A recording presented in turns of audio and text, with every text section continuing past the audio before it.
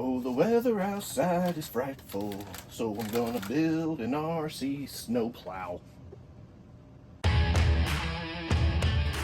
Welcome to CK4RC. Welcome back to the channel. I'm Chaz. This is CK4RC. This is a project, and this is the Christmas time CK4RC hoodie from, you guessed it, Only RCs. Go to onlyrcs.com, use my discount code, get cool stuff, save money. I have discount codes for other places, affiliate links, get cool stuff, save money, support the channel, all that good stuff. Now let's get into this build. It is currently snowing outside, and that sucks.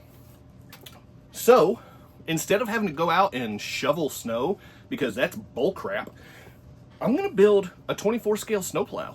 That's what I'm gonna do. So let me bring you guys in. I'm gonna show you all the parts I've got. We're gonna review all the components and why I went with a base camp. I've got a base camp over here. That's the first one I've ever had. Most of my builds are deadbolt based. I think I've got maybe one C10 and maybe a couple C bolts, but most of them are deadbolt. So this is my first base camp. So I'm gonna explain to you why I went with the base camp. I'm gonna show you all the parts. I'm still waiting on one part to come in and another part in a different size. So 2 parts to finalize this thing, but let me show you what I'm working with. Let's do a quick run through of the parts and I'll show you guys what I have in mind. So first of all, obviously I went with the base camp because I wanted this truck body. Well, not necessarily this truck body, but I wanted a truck body.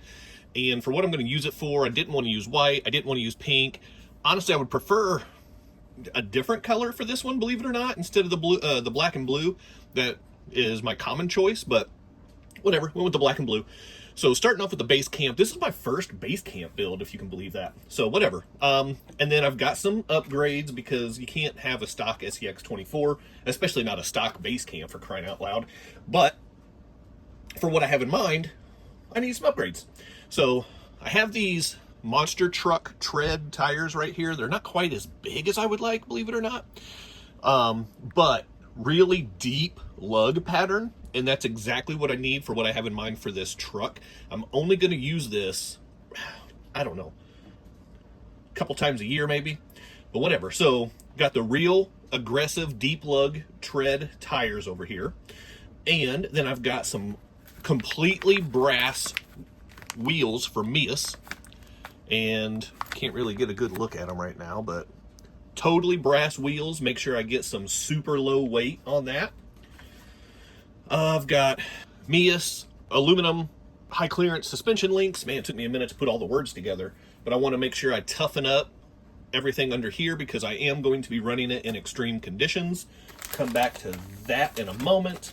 And then I have 2 brass servo mounts. I'm only going to use one, but I'm not sure depending on which servo I use. The Ramp Crab and the OGRC, they're both adjustable servo mounts. They're both brass, but one of them's a little bit kind of deeper than the other one. So I've got 2 to choose from there.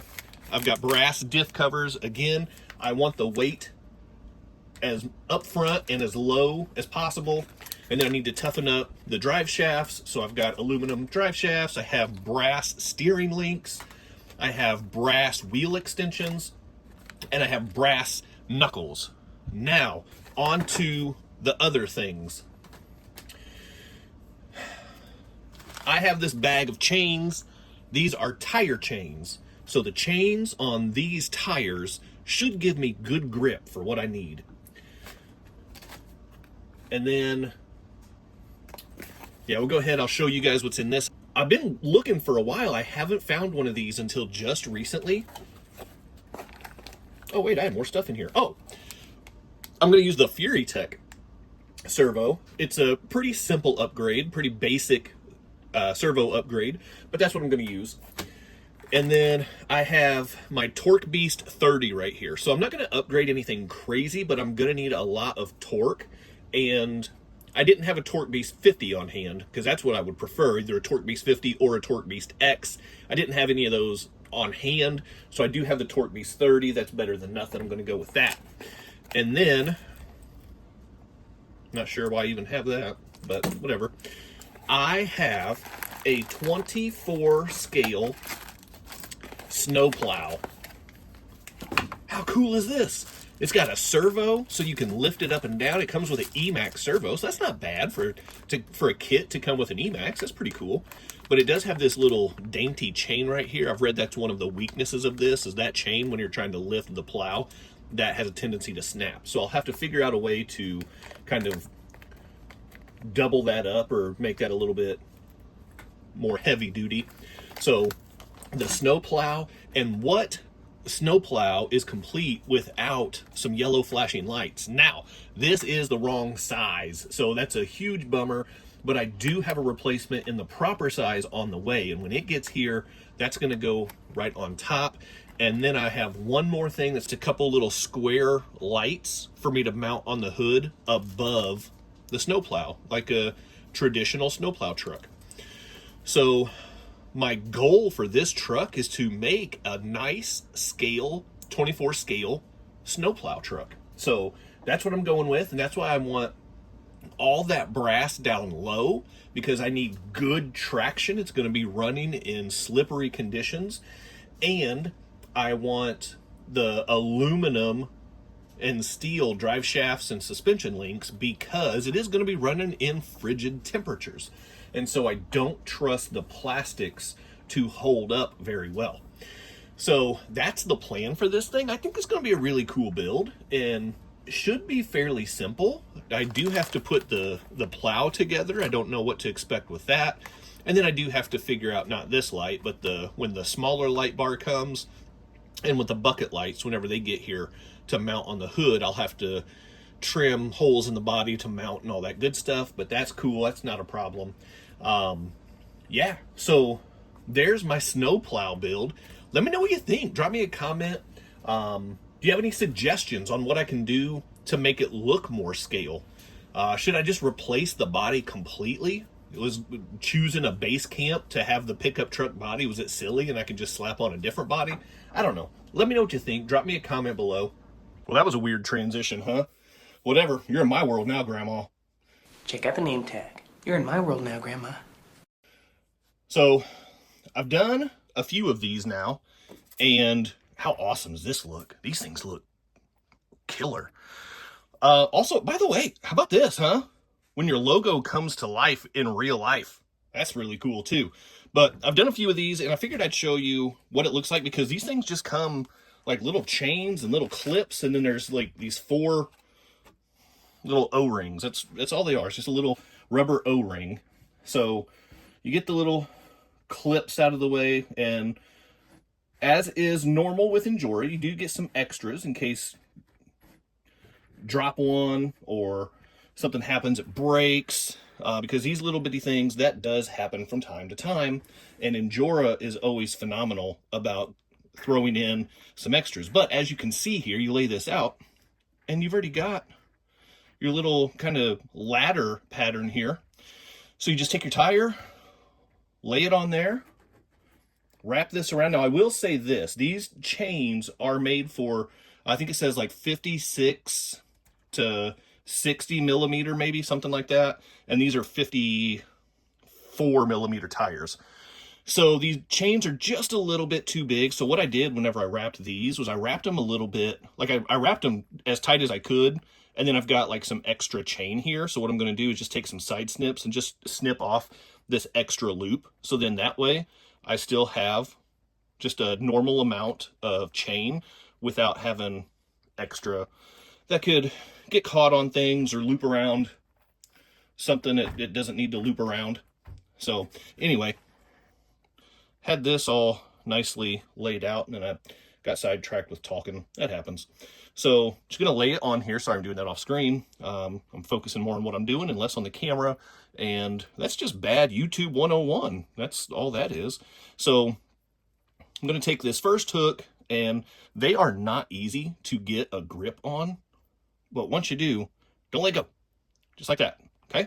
Then I'm gonna wrap this around here, and I'm going to clamp it on close to this right here, because these tires are a little bit smaller. Normally, you would clamp it on, they actually have like a perfect little clamp right here that is designed to come together. But because I'm running smaller tires than recommended, I am doing it just a little bit different.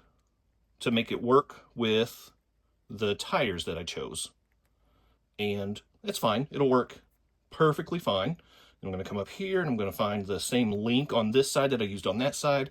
And now here we go. Here's that extra one that I pointed out on that tire. There's the extra one that I will clip off. But it's easy as that, getting it wrapped around. And then as far as the O-ring goes, this is also really simple. You just take one of these clamps. You're going to take 4 of them, actually. Slide it on your O-ring. Or, actually, I guess it probably doesn't even matter. But anyway, and then you just put it kind of right between these 2 cross chains, and then it's just going to dangle. There we go. That's the direction it's going to dangle. You put it on the front of the wheel, and this is going to keep it on the outside of the wheel to keep it from getting drug into the inside towards the axle, because that is bad business. Nobody wants that happening. And then you're just going to do this about every 90 degrees around this O-ring to get it locked in place. And that is going to keep it nice and secure exactly where you want it. Oh, okay. So see, again, luckily in Jora, they include extras because this one right here just kind of snapped. And so that one is going to be a no-go, but I have plenty more over here that I can use. So in Jora, always appreciate the consideration in that regard. All right, let's get that in there. Get it. I lost it. Poop dragon. You know what I mean? I don't know what I just said. Okay, there we go. We are 3 down and on to the last one. And try to find that kind of 50 or that 90 degree angle-ish. Ah, come on. Oh, I lost it. I had it, and then I didn't. Now I got it again. Slap that in there, and voila, just like that. This tire is done and ready to go, just like these. Look at these things with their snow chains on there. Man, these things look so aggressive and hardcore. That just looks metal, right? Okay, so next thing I'm going to do is build the plow. So I will do that on camera. These other aftermarket parts, I'm just going to go ahead and put them on because if you've seen it once, you've seen it 1,000 times. Swapping out diff covers, swapping out steering knuckles, steering links, suspension links, drive shafts, it's all the same. So I'm not going to do that on camera, but I will build the plow. And after that, we'll come back with the truck. Now I've got one of my lighting options here for the Base Camp snow plow build. These are going to mount on the hood of the truck, facing forward, because the plow will be here blocking the theoretical headlights. So these mount on the hood above the plow to be able to still see in the dark. And then I'm also working on some yellow flashing lights for the roof up here. Now I've tried to order a couple. The size just hasn't worked. So I have come up with a third option that will get the job done. It's just not exactly what I had in mind, but I thought I would start off by showing you how to put these spotlights together, these Mias spotlights together. So they come, so I've already got one put together. You can see that. They come just kind of a raw back housing with the LED plate, chip, whatever you want to call that right there. And so what you do, you've got your option here between silver and amber light lenses. I'm going with white because I do want these to serve as headlights. And you have to get the lens to fit inside the front housing. So there's a little bit of plastic flash right here. You just have to take your side snips and just cut that little bit off. That's all it takes. And then this will slide right in here where it's supposed to. Make sure I've got it facing the right way. I'm not totally sure if that matters or not. Looks like maybe it doesn't. But it does only fit in the housing from the back side. There is a back and a front, so you have to figure that part out. So you just take it and kind of push it down in there, and then you can take a screwdriver or something and get it seated all the way down in there to where it is where it needs to be. Just like that. So that's the easy part. And then you've got the little reflective housings right here as well. And again, there's just a little bit of flash on there, so I'm going to take my side snips and just clean that up a little bit just to make sure everything goes together nice and easy.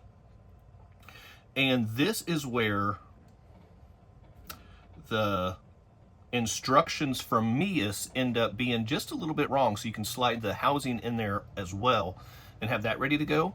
And then you want to make sure that you get it mounted correctly, because the lenses, you can hopefully be able to see the top two lenses have kind of like a lining design or whatever, and then there's one that's clear. So, I mean, I guess you could do it however you wanted. You could orient it whichever way you prefer, but because these are mounted, two up top and one on the bottom, makes sense to me that the clear one goes on the bottom. So back to what I was saying, this is where the instructions that Mias provides are a little bit wrong. So they're showing these hex screws that go into the back of the housing that hold everything together. But as I found from doing this first one, it's not the hex screws that fit in there. Those actually don't fit. You have to use the little Phillips head screws that Mias does provide. So it is provided. It's just the instructions are not quite either clear or not quite accurate. And I'm not completely sure what the situation is, what the story is there. But that's all it takes. I'll try to get that start. There we go. Get that started and then go ahead and send it home. Man, it's just such a small little area to work in, and this drone screwdriver is just a little bit too big. So what I'm going to do is get over here with my Injora tools and grab this driver with this screwdriver with this Phillips head. It is slightly smaller, and this is actually the screwdriver that I did use for the one that I've already put together. So I know that this one fits in here better, works nicely. And I'm just going to send that home until it's tight. I'm not too worried about. Typically, you don't want to tighten the first screw all the way. You want to get all of them started and then go around and even them, tighten them once they're all in there, just to make sure everything lines up nice and cleanly. But these are so kind of simple. Oh, I drove that one in a little bit too far, but that's fine. Let's back it out a little bit. It's okay. No harm, no foul.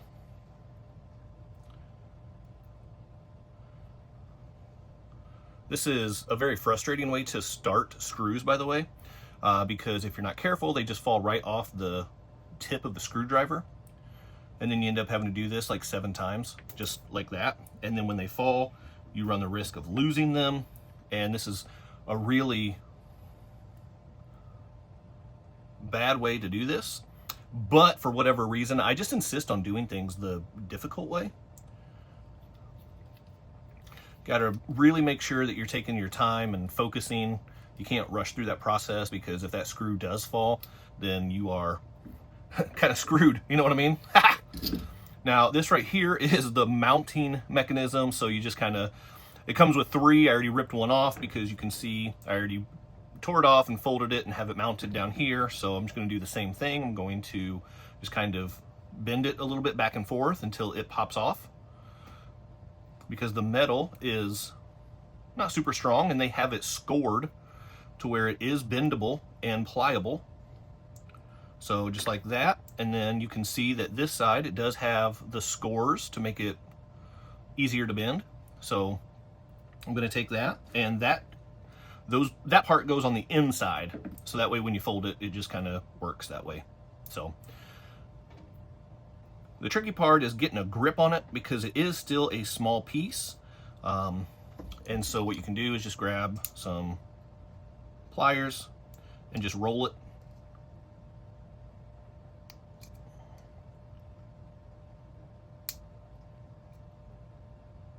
Of course, it doesn't want to cooperate with me now because I'm trying to do it on camera.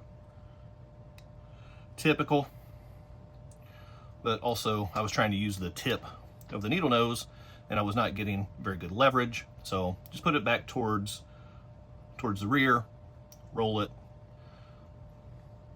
just like that, and you can kind of take your pliers and pinch them together a little bit and get them more squared off the way you want.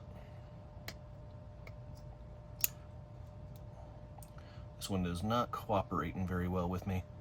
I'm gonna make it work though. Ah, come on now. There we go. Just like that. So that's all it takes. And then you put this right there like that. And then you grab one of these hex screws and one of these tiny little nuts. They are 1.3 millimeter, so make sure I grab one of those. You do have to use one of the long screws because it's got to be able to go through every bit of this. So I don't know why I'm trying to do this the most difficult way possible. Like I said, I just insist on making things so difficult when there are usually so much smarter ways to do things. There we go. Get that going all the way through just like that. And then I will get this ready to drive while I get my pliers and grab a tiny little nut right there. Just like that, screw that in, and now this one is done and ready to be mounted. It is, well, it would have been done and ready to mount, but I completely missed the nut, so that is ridiculous. But there we go. Now I've got it started, and now it is right where I need it to be, just like that. And then just twist this and get that to the right angle that you want it to be at. And now I have two spotlights that are ready to be mounted on the hood of my base camp. And so now I just have to figure out how to do the wires through the hood. And unfortunately, that's one thing about this kit that is somewhat annoying because of the way that the wiring works. You can unplug it from the control module, and that's fine, but there's no good way to get these wires through your hood with the way that they're constructed. So what I might end up doing is mounting these on my hood where I want them, and then maybe drilling a hole like in the middle and then just running the wires down through the middle of the hood or something maybe. I don't know. I'm just gonna have to figure that out and play that part by ear because I can't get the wires to come through the hood cleanly without completely taking this apart. And honestly, I really just don't feel like doing all that. But that's how you put these little Mia spotlights together. In case you have any and were wondering how to do it, that's how you do it. So this is where we'll wrap up today. I just got to get those spotlights mounted. I'm waiting for my roof lights to show up to be able to show you guys what I want to do with that. But I'll go ahead and show you what I've got going on here with the base camp body. What I did was I took off the weird sponsor stickers that go on the door panels because this isn't a race truck.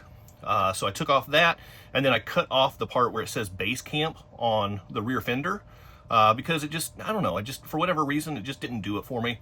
The rest of the graphics I'm fine with. So I kept those, and I just cut off the base camp, and I took off the sponsors. I'll throw on some good old CK4RC branding stickers on here, of course, because, I mean, that's what I do. I'll probably do something with this bed color back here. Actually, what I'm thinking about doing is seeing if I can find a way to get, like, some scale salt back here. Because it's going to be a snow plow, you know? So what do you need when ice and snow? Salt. But anyway, that's what I'm going to do. I'm not going to do anything super fancy with this body, but just a little bit to kind of make it a little bit more of my own. And then you can see here, I went ahead and I've got the Mofo motor mounted up.